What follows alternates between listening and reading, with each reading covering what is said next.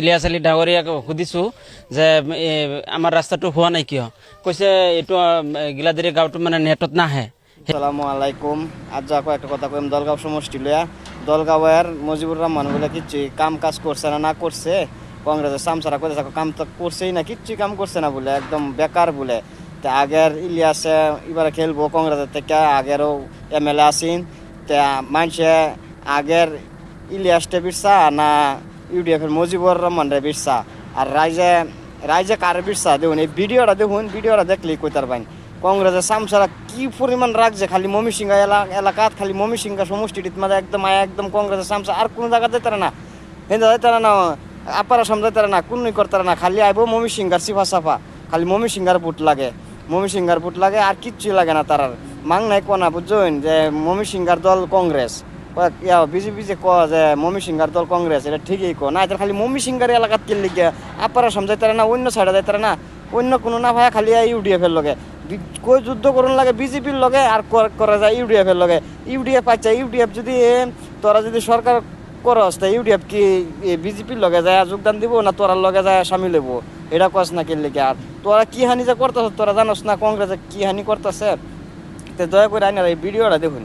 15 বছৰ হেৰি আছিল ইলিয়াছ ছাৰ এমএলএ আছিল, তেতিয়া যদি আমি কৈছোঁ যে আমাৰ গিলাদাৰী ৰাস্তাখন বনাই দিয়ক বা গিলাদাৰীয়ে নদী গৰাখনি খোৱাই লৈ গৈছে, এইটো খলীয়া বস্তু এইটো যাব দিয়ক।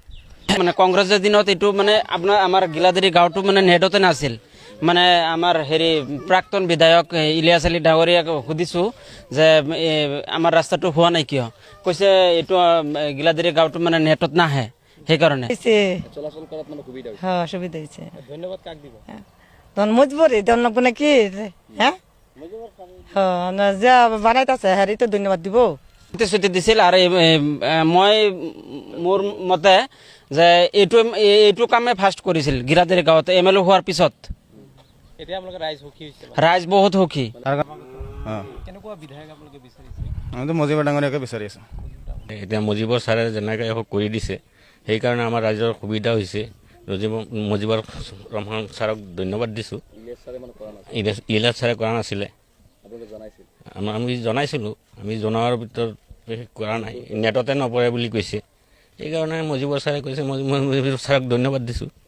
ও আর একটা কথা ভুলে গেছি, রাইজে বলে ইলিয়াস স্যারে জিগাইছেন যে রাস্তাটা করে দেবার লেগে যে রাস্তাটা বহুত খারাপ হয়ে গেছে, রাস্তাটা করুন লাগবো নাকি।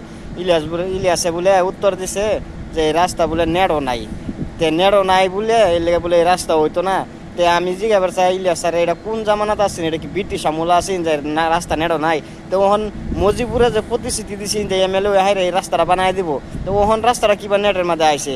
আমার প্রশ্ন এটাই ইলিয়াস স্যাররে যে ওহন রাস্তাটা কিবা আইছে এই জবাবটা দিবার লেগে রাইজারে। আর রাইজে তো এই জবাবটা চাইবই।